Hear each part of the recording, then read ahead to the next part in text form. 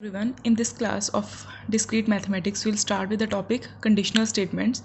So, as the name suggests, there is some conditions in a statement. So, what I told you, statement is a preposition. If it is going to deliver some information, some useful information out of it, then I can say that this that proposition is a statement, or a statement is a proposition. So, if I am saying that this is a conditional statement, that means there will be some conditions that will be applied on this particular statement. So like say statements in the form of if p then q.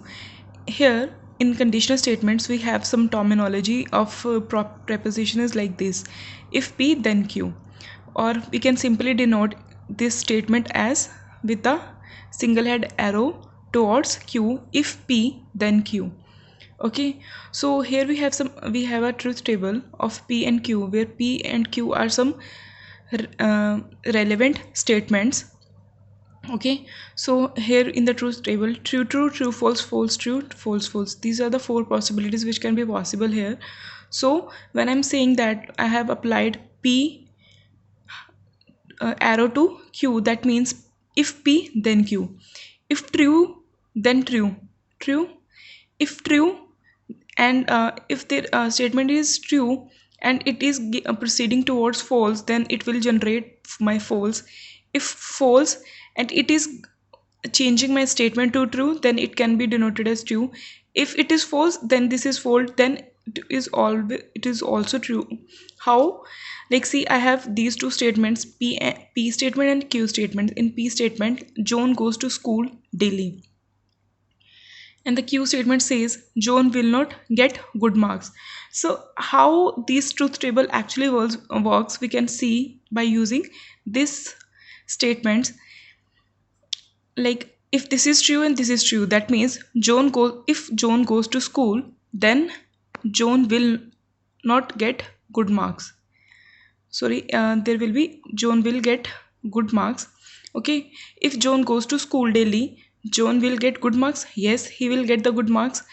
If John goes to school daily and John will not get good marks, no, because if he is going to school daily, then he is going to perform better.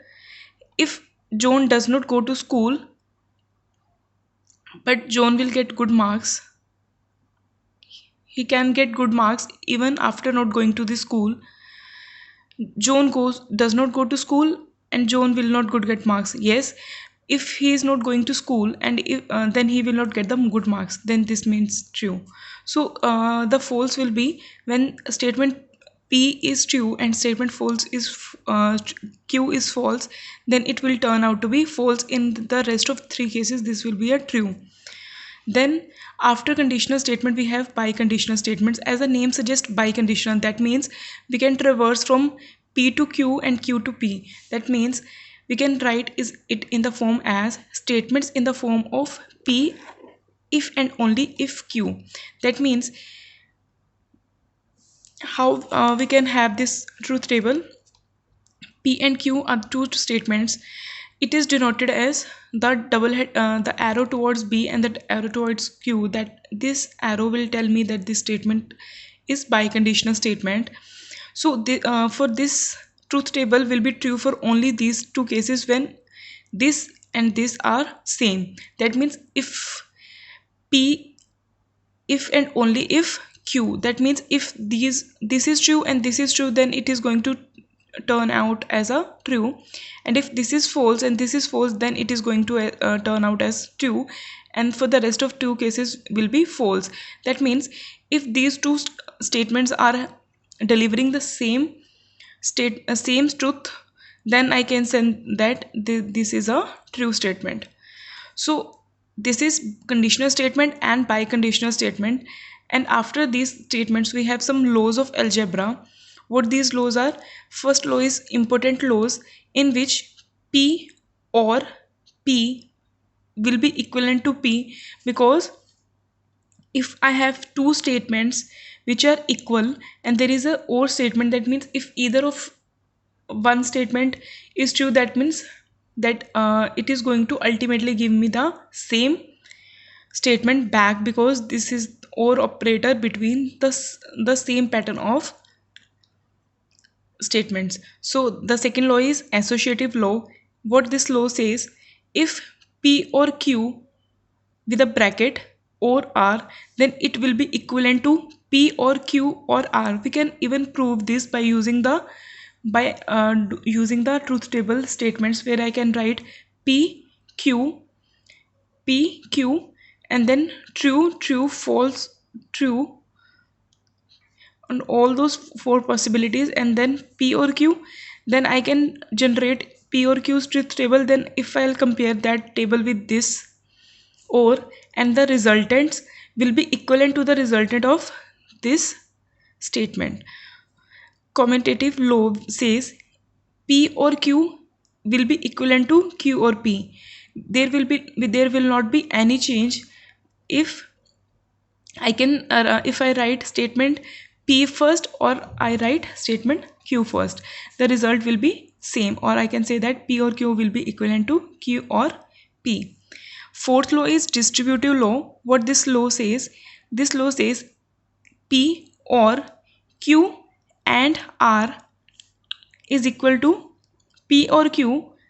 I'm simply multiplying this with this P or Q, and this operator will come in between of this, then P or R. So these two will be equivalent. You can prove any of these statements by drawing the truth table for these, as I have already told you, like how we can draw the truth tables and how the outputs can be generated from that truth tables. Fifth one is identical or identity law. That means if P or T, then that will be equivalent to T, that T will be my equivalent, or P and T will ultimately will give me that P statement back. Then I have my sixth law, that is complement law. What this complement says that P or negation of P will be equivalent to true, or negation of true will always be equivalent to false. Involution says double negation will be equivalent to the statement back. That means how I can say that if my P is true, negation of P will be false, and negation of P will be true. So this P is equivalent to this negation of P. So you can simply solve any of these laws by simply drawing the truth table, how I drawn the truth table for this statement. Okay, then I have eighth law, that is De Morgan's law. What De Morgan's law says? De Morgan's law says as negation of P or Q will be equivalent to negation of P, and this or will become and will become or with the negation symbol in front of the statements or of the variables. Negation of P and negation of Q, when there is a negation in between of in front of P or Q, negation of P and Q will give me negation of P or negation of Q. So these are the 8 algebra laws which we can use for solving our problems. So what these laws are: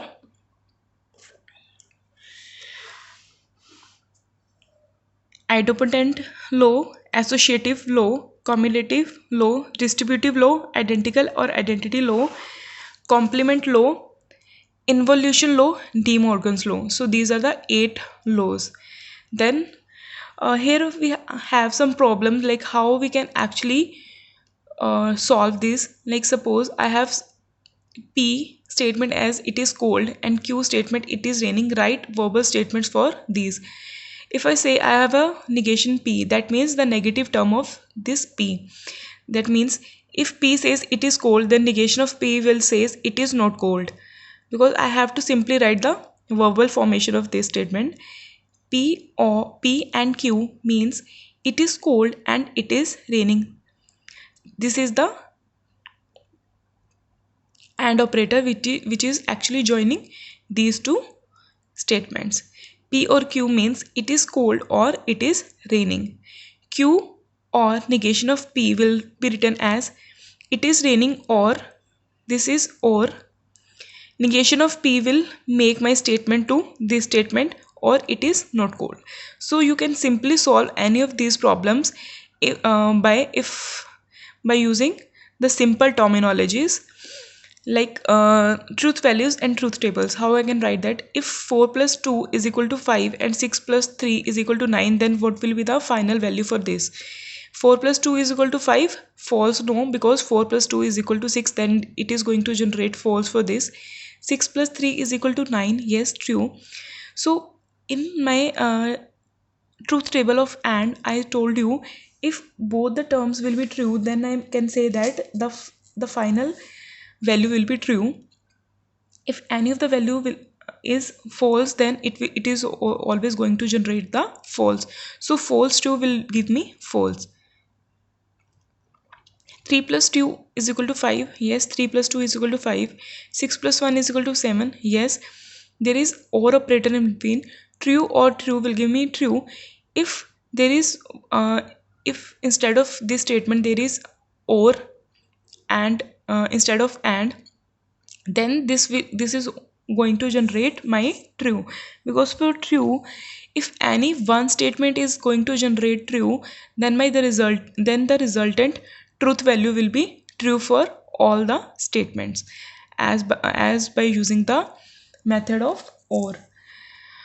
3 plus 2 is equal to 5 and 4 plus 7 is equal to 11. 3 plus 2 is equal to 5. Yes, 3 plus 2 is equal to 5 and 4 plus 7 is equal to 11. These both are true. Then and says if all the statements are true, then it is going to generate the true value. These two are true, then this is going to generate my true value. Now find the truth table for negation of P and Q. What is PQ? Firstly, simply write all these statements, all these possibilities which can be written, then do any of the things which are given in the question. Like here, negation of P is given. True, true, true, false, false, true, false, false. These are the four possibilities which can be possible. So negation of P will be true will becomes false and true will becomes false, false will becomes true, false will becomes true. And if this is a AND operator says if both the terms are true, then it is going to deliver my true. True, false, false, false, false, false, true, true, true, false, true, false. So this is the simple truth table for negation of P and Q. Now I have predicates. What are the predicates? Property that the subject of statement have. That means predicates are nothing but the properties which can actually define our statements. Two or more statements have some common feature, that we can take the common feature as predicate. Okay, so these are the some properties which can be figured out in the statement. Like if some statements are having some common features, then that common feature will be known as predicate in all those statements. Like suppose B in brackets X, where X is a bachelor, then I can say that X can be anyone. If X is equal to John, I can simply say John is a bachelor. Okay, so that means bachelor is a common feature for all of the men, because men can be bachelor, women cannot be bachelor. So this is a common value.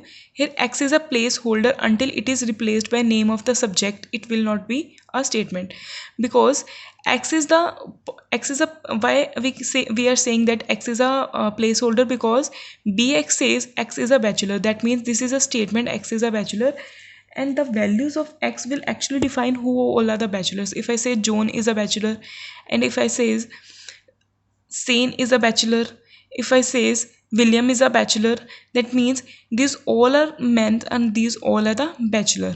So this X is a placeholder, and I can simply replace the value of X with any of the name of a person, and this will generate a meaningful statement.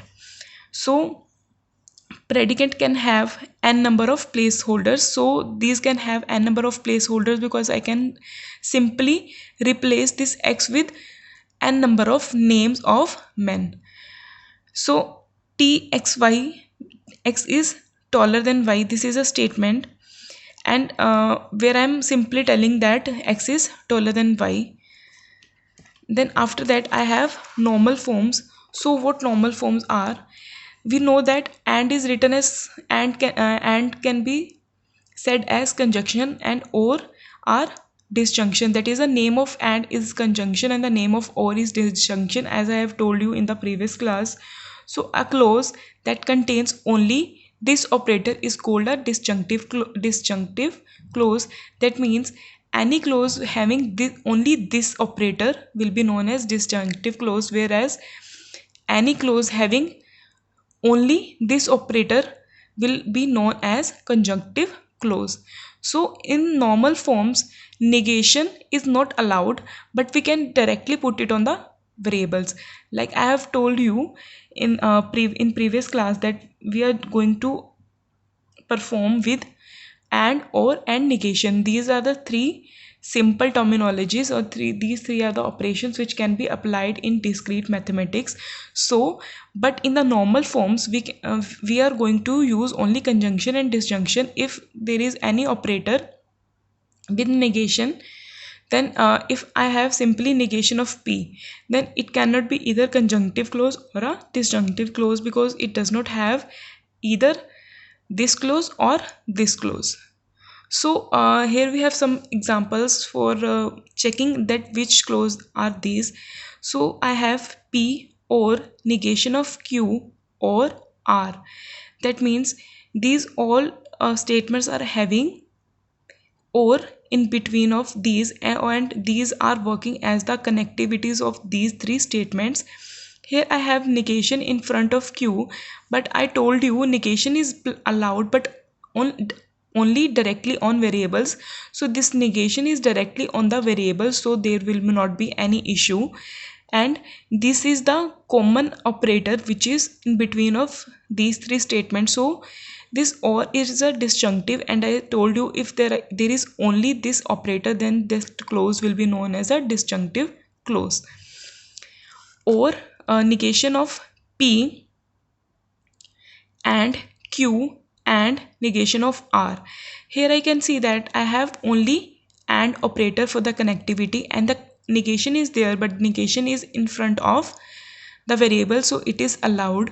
So if these operators are only using the and operator, so I can say that this clause is a conjunctive clause. So this is a disjunctive clause and this is a conjunctive clause. So if I have a statement like this, negation of P or negation of Q, negation of P and negation of Q or R, I have negation in front of variables, then this negation is allowed. But I have one clause with the and operator and the one clause with the or operator. So because of this, there is not neither all operators are conjunctive or neither all operators are disjunctive. So because of this condition, so I can say that this clause is neither disjunctive or conjunctive. Okay, so this if we put a bunch of disjunctive clause together with this and operator, disjunctive means or. If I put a bunch of disjunctive clause together with the conjunctive, it is called a conjunctive normal form. So earlier I have told you about what are conjunctives and what are disjunctives. Then I told you what are the conjunctive clause and what are the disjunctive clause. Now we are seeing that what are the conjunctive normal forms and what are the disjunctive normal forms. Conjunctive normal forms are written as CNF and disjunctive normal forms can be written as DNF. Okay, so if we put a bunch of disjunctive clauses together with this operator, and it is called conjunctive normal forms. Like suppose I have an example here, P or A, negation of Q or negation of R. These two are the disjunctive clauses because there is a common bracket, so I cannot discard this clause. Like I have discarded this clause by saying that this is neither conjunctive or disjunctive. If I have sort of this operator, I have some bracket here, then I can say that this operator is a disjunctive normal form, is in disjunctive normal form. Okay, like I have a disjunctive clause, I have two disjunctive clause with a joining of a conjunctive So I can say that this is a conjunctive normal form, or this is in CNF. Similarly, putting conjunctive clauses together with or, it is called disjunctive normal form. Like, see, here we have an example: P or negation of Q, P and negation of Q and negation of R. This is a this is a conjunctive clause. Negation of Q and negation of R, this is also a disjunctive clause. So I'm simply joining these two disjunctive clause with the disjunctive. So because of joining of these two conjunctive clauses with this disjunctive, I can say that this is in DNF, or this complete statement is in DNF. So again I have an example: P or R negation and Q, and in brackets P or negation of Q is a CNF or a DNF. Like, see, if I can say that this is my disjunctive clause, this is also a disjunctive clause. Here this disjunctive clause is joined this disjunctive clause this is an simple operator, but this is a disjunctive clause which is joined by this operator, and this is not forming any disjunctive clause. And because this is a disjunctive clause and this is not a disjunctive clause, either by joining or either by applying this conjunctive, I cannot generate either CNF or DNF out of this statement. So I can say that this statement is neither in CNF or DNF. So after that I have quantifiers. So what are the quantifiers? In predicate logics, predicates are used alongside quantifiers. What I told you about the predicates are the simple statements, okay, or properties which can actually subject our statements. So in predicate logics, predicates are used alongside quantifiers to express the extent to which a predicate is true over a range of elements. That means how a predicate can be true for how many number of possibilities of the statements. So using quantifiers to create such propositions is called quantification. If we have applied quantifiers to generate any preposition, that means any valid statement, then I can say that I have done quantification on them.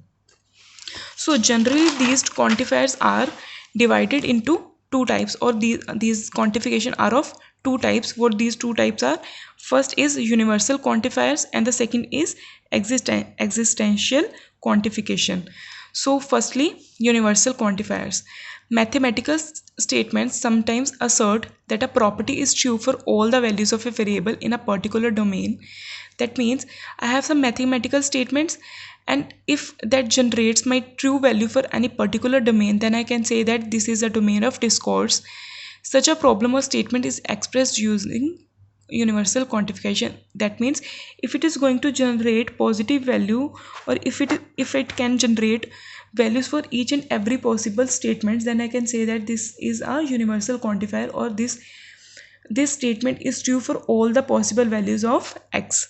Okay, so the universal quantification of px for a particular domain is the preposition that asserts that px true is true for all values of x in domain. If I say that this px is a proposition, that means this is a valid statement, and this x is true for all the values that can be present or that can be possible in our domain, then this px is a of this px I have done the universal quantification. Meaning of universal quantification of px changes when the domain is changed. Like in the previous example when I told you about this, in predicates, if I am going to change the value of this x, then this whole statement gets some different sort of meaning, because here I am talking about the John. If I say that x is equal to William, then William is a bachelor. I am not saying John is a bachelor. So this is changing my complete information about any statement. So this universal quantifier are also going to change my meaning for the statements. Like for universal quantification, I have notation like this. This represents my universal quantification. If I simply write it in front of px, that means px for all values of x in domains. That means this implies for all values of x. I have an example. All human beings are mortal. For all human beings, we have a common property. That means a predicate. I have told you in the predicates I am going to subject the common property. So for all the human beings, what is the common property? The mortal is a common property where x is mortal. So this is telling me my universal quantifier, and this is my universal quantification of the statement. So second is my existential quantification. In this statement we have said that if there is some mathematical statements assert that there is an element with a certain property, such statements are expressed by existential quantification. Existential quantification can be used to form a proposition that is true if and only if px is true for at least one value of x in the domain. For the universal quantification, the statement must be true for all the possible values of x, but in the existential quantification, if only one value is true for any value of px in the domain, then I can say that this is my existential quantification. There is no such rule for all the statements to be true. Like suppose if I'm writing, if notation of universal quantifier is this, then notation of existential quantifier is this. So if this happens, that means there exists an element x in domain such that px. For example, some people are dishonest. So now I'm not talking about all the people present in the world. I'm talking about of some specific people. That people here I can talk about one people, or I can talk about 10 people or 15 people or 13 people if I have a population of 100. So I'm not saying all those are dishonest, but in universal quantifier I have, if I want my statement in universal quantifier, then I can say that all people are dishonest will tell me that this is my universal quantifier. But here I'm saying not all are following my positive value, or all are not going to give me certain value for this. So this is my existential quantification. So here we are going to end our lecture. Thank you so much.